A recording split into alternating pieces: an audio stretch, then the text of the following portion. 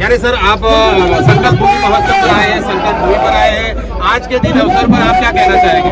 देखिए, आज 23 सितंबर का दिन है और 23 सितंबर के दिन ही 1917 में डॉक्टर भीमराव अंबेडकर ने जो सयाजी की फेलोशिप मिलने के बाद उनको नौकरी के लिए यहाँ रखा गया था और यहाँ वो नौकरी कर रहे थे, लेकिन इतनी जातिगत अन्याय भेदभाव था उनको जिस जगह पर रहते थे वहाँ से निकाल दिया गया। जाति जानने के बाद जिस ऑफिस में वो एक अधिकारी सम्मानजनक नौकरी थी वहाँ उनको पीने का पानी भी नहीं देते थे, फाइल फेंक कर देते थे, क्योंकि इनकी जाति अछूत मानी जाने वाली। ये जो ऐसा भारत है ना जिसमें जाति ऐसी बनाती कि इंसान की पहचान जात से होती है। तो डॉक्टर अम्बेडकर की ये बात बहुत नागवार गुजरी थी। और जिस जगह पर हम खड़े हैं, जो ये पीछे एक वृक्ष दिख रहा है, ये वो वृक्ष तो नहीं है, लेकिन इसकी जड़ें उसी वृक्ष से जुड़ी हुई है जो 1917 में था। इसी जमीन पर ये वृक्ष समस्या भी वहीं जड़ी हुई है और वहीं पर उन्होंने संकल्प लिया कि ये अपमान तो मेरा हुआ है और मैं चाहते थे डॉक्टर अम्बेडकर ये संकल्प लेते कि मेरा जो अपमान हुआ है मैं उसका बदला लूंगा। मैं तो पढ़ लिख करके आया, मैं इस देश में नहीं रहूंगा, यहाँ तो बड़ा जातिवाद है, मैं वापस विदेश चला जाऊंगा। डॉक्टर अम्बेडकर ने ऐसा कोई संकल्प नहीं। उन्होंने आज ही के दिन इस जमीन पर खड़े होकर यह संकल्प लिया, रोते हुए कि पीढ़ी दर पीढ़ी हजारों साल से जो हमारे लोगों के साथ अन्याय, अत्याचार, जातिगत जुल्म और भेदभाव हो रहा है, मैं इसको मिटाऊंगा और अपने लोगों को एक बराबरी की दुनिया दूंगा, तभी मेरे जीवन का सार्थक होगा। इसलिए आज के दिन मैं जब पहली बार यहाँ आया हूँ, मेरे लिए गौरव का क्षण है और मैं याद कर रहा हूँ कि वो लम्हा जब डॉक्टर अम्बेडकर रोए होंगे और उसके बाद संकल्प लिया होगा, इरादा लिया होगा और भारत के संविधान के रूप में एक ऐसी चीज कर गए कि वो आज भी कोई अन्याय अत्याचार हो रहा है। ऐसा नहीं कि उनका संकल्प पूरा हो गया, लेकिन उन्होंने एक रास्ता, एक जमीन तैयार कर दी। और आज भी जब हम लड़ते हैं न्याय की लड़ाई, बराबरी की लड़ाई, सम्मान की लड़ाई, तो उसमें डॉक्टर अम्बेडकर एक विचारधारा के रूप में, एक ताकत के रूप में हमारे साथ खड़े मिलते हैं। इसलिए मैं इस जमीन पर हिम्मत लेकर लौट रहा हूँ और शायद मेरे भी मन में कोई संकल्प अंदर अंदर चल रहा होगा कि जहाँ भी अन्याय अत्याचार है, जहाँ भी जातिगत भेदभाव है, हमारे डॉक्टर अम्बेडकर, बिरसा, फुले, अम्बेडकर, पेरियार के सपनों का भारत न बनने के लिए लोग जो है, और वो लोग भी संकल्प लेंगे हिंदू राष्ट्र बनाएंगे। मैं भी संकल्प ले रहा हूँ, जब तक मैं जिंदा रहूंगा हिंदू राष्ट्र के खिलाफ लड़ूंगा। तो ऐसे संकल्प लेकर के हम यहाँ पे गौरवान्वित हैं और उम्मीद करते हैं कि हम डॉक्टर अम्बेडकर, बिरसा, फुले के सपनों का भारत। सर जी, नॉर्मली आपको सब लोग जानते हैं जो अम्बेडकर मुहिम से जुड़े हैं, जो यानी मूल्यवासी मुहिम से जुड़े हैं, जो समानता में विश्वास रखते हैं, जो यानी प्रगति में विश्वास रखते हैं, वो सब जानते हैं। फिर भी आप अपना परिचय दीजिए लोगों को कि आप पहले बताइए अपने बारे में थोड़ा कुछ, बाद में थोड़ा बात करते हैं। मेरा तो परिचय कुछ है ही नहीं। मेरा नाम लक्ष्मण है, जो घर वालों ने रख दिया, इसमें मेरी कोई जिम्मेदारी नहीं है। और मैं यूपी आजमगढ़ का रहने वाला हूँ और फिलहाल दिल्ली विश्वविद्यालय के डिग्री कॉलेज में एड हॉक प्रोफेसर हूँ और बाकी ये जो संविधान वाला मिशन है, सामाजिक न्याय वाला मिशन है, इस पर अपना काम करता हूँ। तो बाबा साहब ने जो संकल्प लिया था वो संकल्प दोहराइए, और दूसरा अपनी लाइफ में भी आपने बोला कि मेरा भी संकल्प है, तो उसके बारे में थोड़ा बताइए। मैंने यही कहा कि डॉक्टर अम्बेडकर ने मुझे हूबहू भाषा की बजाय वो भाव समझिए, उन्होंने रोते हुए, अफसोस करते हुए इसी जगह पर, इसी वृक्ष के नीचे, इसी जमीन पर खड़े होकर ये संकल्प लिया कि ये जो हजारों हजार साल की गैर बराबरी है, इंसान को इंसान न समझना, उसे उसके साथ दुनिया में कहीं नहीं। दुनिया में भेदभाव किसी और रूप में है, गरीब अमीर के रूप में है, काले गोरे के रूप में है, लैंगिक रूप में है, लेकिन जाति के रूप में एक ही देश है, कहीं। और ये हिंदू राष्ट्र बनाने वाले ये कहते हैं 80% हिंदू हम एक है। जब हिंदू एक है तो डॉक्टर अम्बेडकर सारा न्याय कौन किया? और इतना पढ़ा लिखा आदमी उस समय उस पूरे देश में कोई नहीं था, उसको फाइल फेंक के देना, यानी पढ़ाई लिखाई से जाति नहीं जाती, अमीर होने से जाति नहीं जाती, बराबरी के आ जाने के बाद भी जाति नहीं जाती। जाति तो वो है इसलिए वो हिंदू राष्ट्र में नहीं है, वो ब्राह्मण राष्ट्र है, वो सवर्ण राष्ट्र है। डॉक्टर अम्बेडकर ने वो संकल्प लिया कि मुझे बराबरी का देश बनाना, मुझे इंसान में बराबरी रखनी है और जाति के नाम पर जो हजारों हजार साल से अन्याय अत्याचार है, मुझे उसको खत्म करना।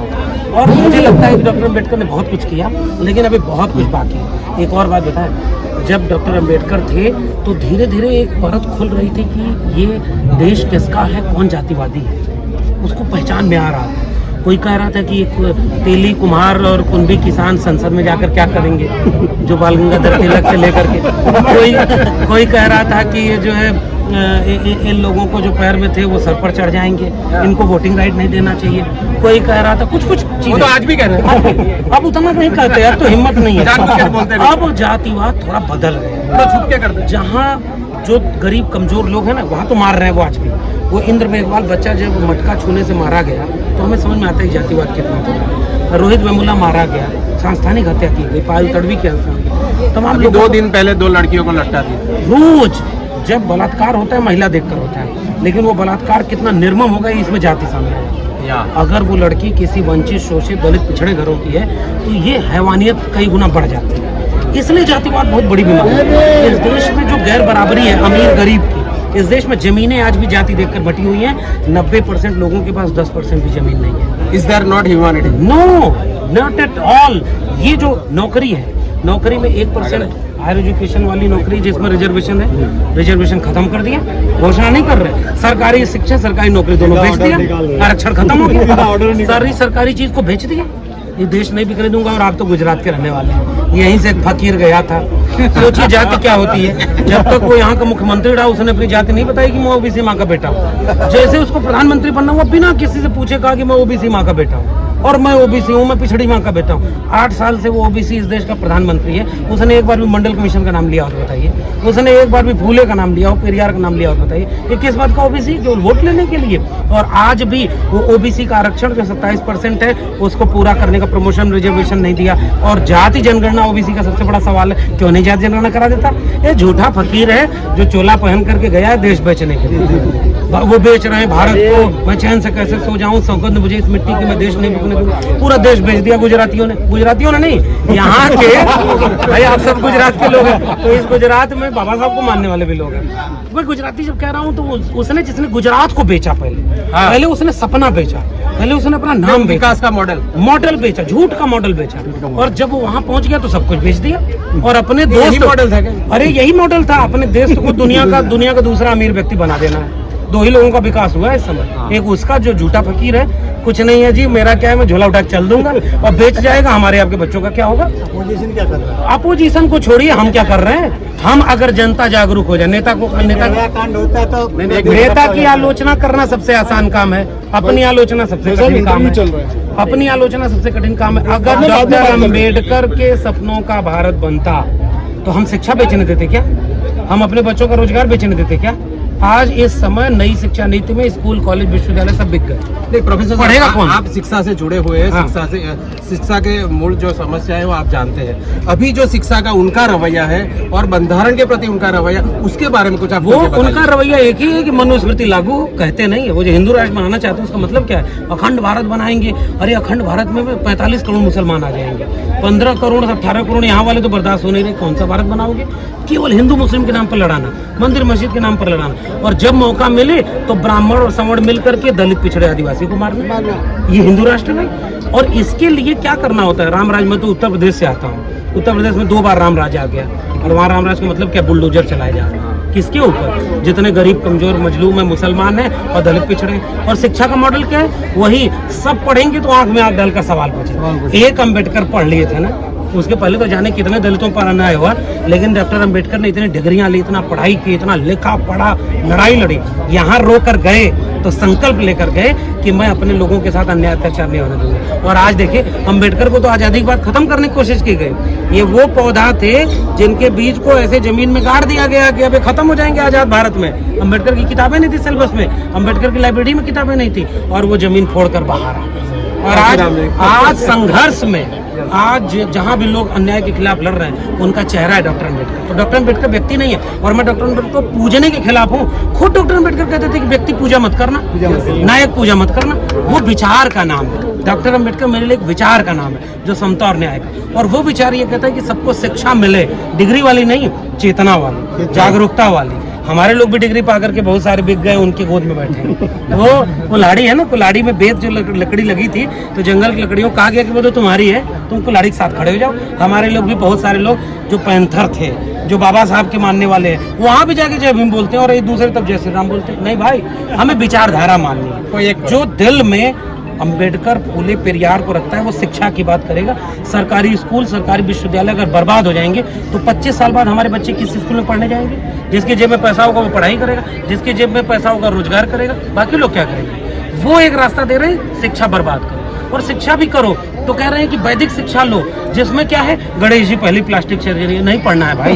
हमें ये नहीं पढ़ना है, कोई सूरज को निकल जा रहा है, कोई 8 हाथ का नहीं पढ़ना है, हमें क्या पढ़ना है। और भारतीय संविधान का अनुच्छेद 51A वैज्ञानिक तार्किक दृष्टिकोण वाली शिक्षा, तर्क विज्ञान के बाद बुद्ध की बात हम करते हैं तो वो क्या कहते हैं, कोई किताब में लिखा है तब सच मत मानो, कोई लोग कहते हैं इसलिए सच मत मानो, अपदीपो भव, तुम्हें जो सही लग रहा है उसे सच मानो। डॉक्टर अंबेडकर ने क्या कहा कि लड़ाई विचार की, शिक्षित बनो, संगठित रहो, संघर्ष करो। मैं आज इस संकल्प भूमि में खड़ा होकर एक संकल्प लेना चाह रहा हूँ कि मैं सामाजिक न्याय का भारत, भारत के संविधान को बनाने का भारत बनाने के लिए न्याय और प्रेम का भारत, डॉक्टर अंबेडकर से जिससे विरासत लिए तथागत बुद्ध की, प्रेम और करुणा का भारत, अहिंसा का भारत, सत्य का भारत, प्रबुद्ध भारत और प्रज्ञाशील करुणा का भारत।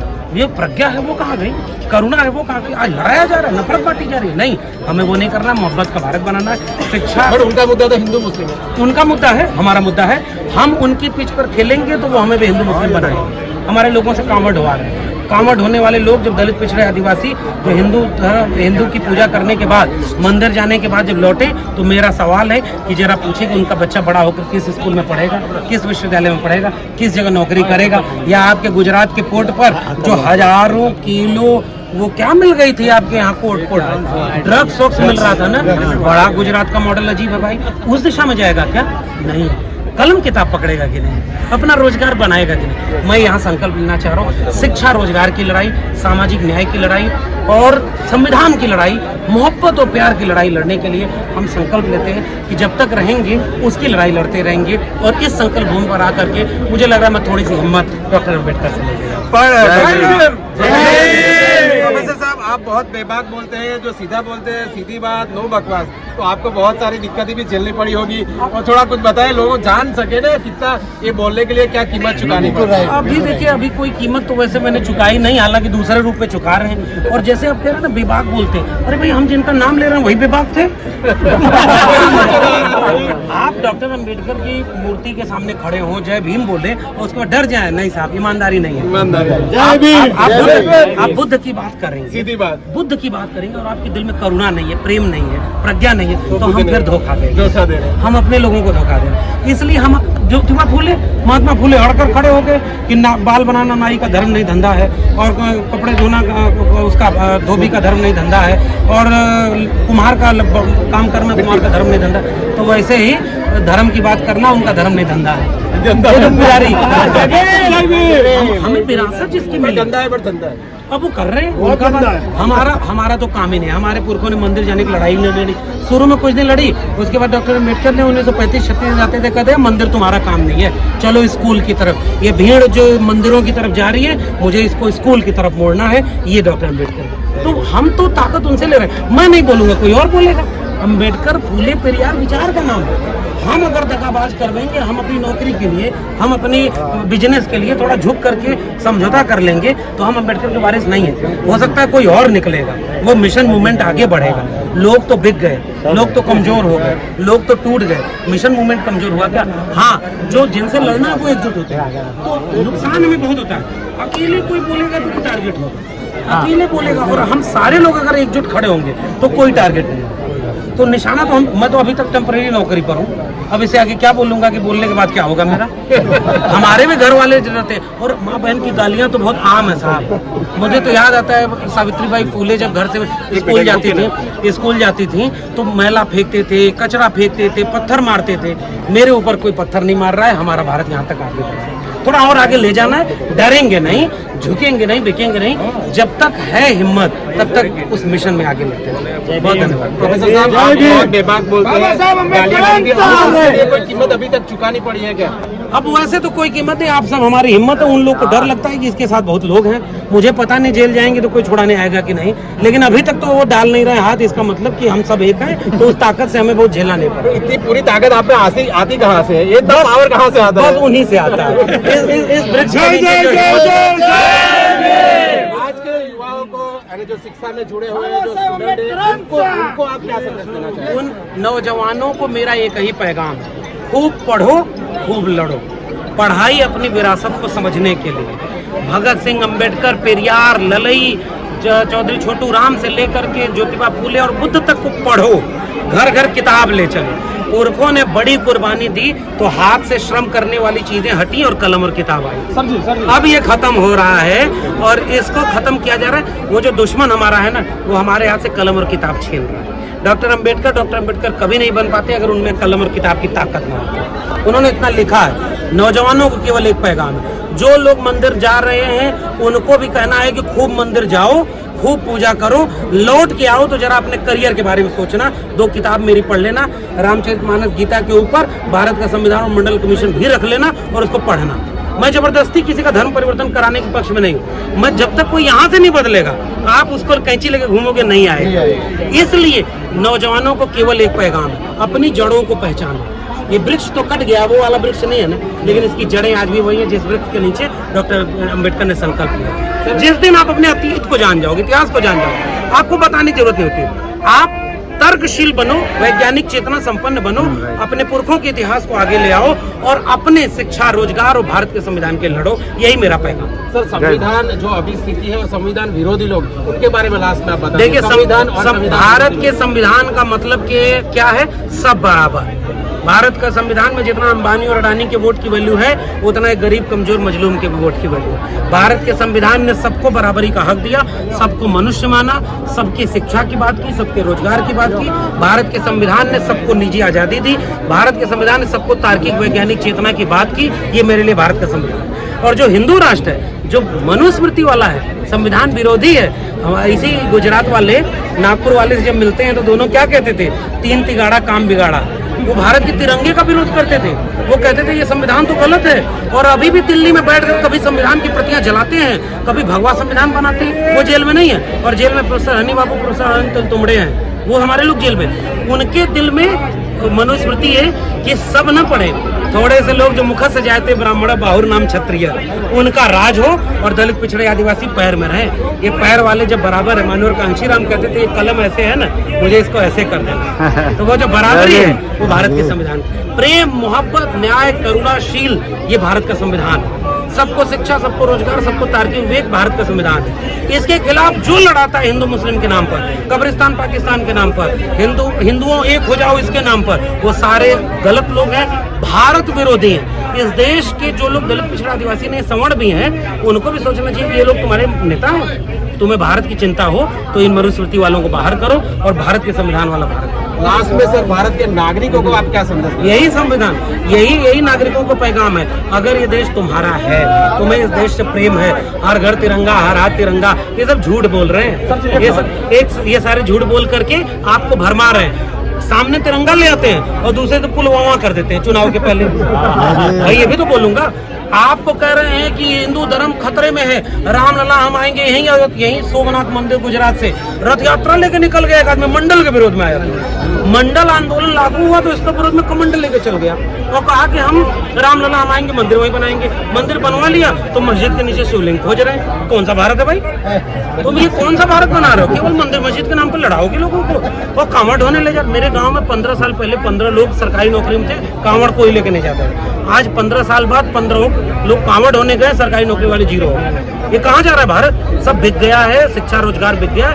वो जो होता था ना कि एक आखिरी किस्सा सुना रहा हूँ। मैं देखिए ओबीसी समाज से आता हूँ, पशुपालक जातियाँ भैंस पालते थे तो भैंस चोर रात में आते थे अंधेरे में और गले में घंटी भैंस के टांगी जाती थी, घंटी हिलती रहती थी तो घर वाले चैन से सोते थे कि भैंस सुरक्षित है। चोर आते थे और चोर जब चोरी करके भैंस खोलते थे तो एक चोर घंटी लेके पूरब भागता था तो भैंस लेके बाकी चोर पश्चिम भागते। रात के अंधेरे में घर वाले जागेंगे तो किधर भागेंगे? जिधर घंटी से आवाज आ रही है। अब घंटी वाले की तरफ भागते थे, अंत में जहाँ वो चोर घंटी फेंक के भाग गया, दौड़ते दौड़ते वहां गए तो क्या मिला? भैंस चोर चोरी।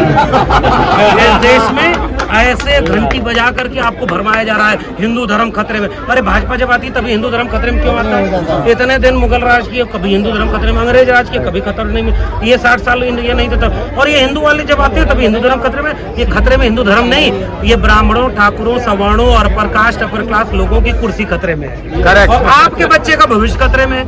आपके बच्चे का शिक्षा रोजगार वाली भैंस चोर चुरा के लेके भाग रहा है और आपसे कह रहा है मंदिर मस्जिद के लड़ो, मुसलमानों को दौड़ाओ, ये करो। करो वो करो, नहीं भाई, देश बिक गया है, इस देश को बचाओ। हमारे पुरखों ने इस देश को बनाया, उनके पुरखे तो अंग्रेजों से माफी मांगते थे, वो तो अंग्रेजों से माफी मांगते थे, कुर्बानी हमारे लोगों ने दी। पहला स्वाधीनता संग्राम सेनानी तिलका मांझी, सिद्धू कान्हू, बिरसा मुंडा, हमारे लोग लड़े। इस देश में सबसे ज्यादा शहादत दलित पिछड़े आदिवासियों ने दी। आज भी इस देश को बनाने में किसान कामगार जातियों ने मेहनत की। कुर्मी, कुर्मी, कोयरी, कुम्हार, लोहार, बढ़ई, नाई, मोची, जुलाहा, भंगी, ये जो श्रम करने वाली जातियां, हमने इस देश को बनाया और ये बर्बाद कर रहे हैं। इसलिए बचाना है देश को, क्योंकि हमारा देश। बहुत धन्यवाद। Thank you. लोग कहते हैं कि ओबीसी समाज से आते हैं और यादव समाज से आते हैं, कृष्णवंशी समाज। आप कृष्णवंशी हैं। यादव समाज का मतलब कृष्णवंशी नहीं होता। यादव समाज का मतलब कृष्णवंशी नहीं लोग होता। कहते हैं कि जैसे हर जय भीम बोलने वाला अम्बेडकरवादी नहीं है। बहुत सारे बीजेपी के साथ मंत्री बने हैं, जय भीम बोलते हैं। पता है, ये नाम बोलूं क्या? बहुत सारे लोग जय भीम बोलते हैं और वहाँ बीजेपी में मिनिस्टर हैं। बात इसकी नहीं है कि कौन सी जाति आज गड़बड़ है। आज हर जाति वालों में से संघ में जाने वाले लोग पैदा हो गए। आज दलितों में भी संघ में जाते हैं, आदिवासियों में भी संघ में जाते हैं, ओबीसी में भी संघ में जाते हैं। हमारा काम ये है, जो उधर जा रहा है उसको बुलाओ अपने घर, उसको प्रेम से समझाओ, उसको प्रेम से बुलाओ कि आपका घर इधर है, उधर की लड़ाई बहुत गड़बड़। ठीक है।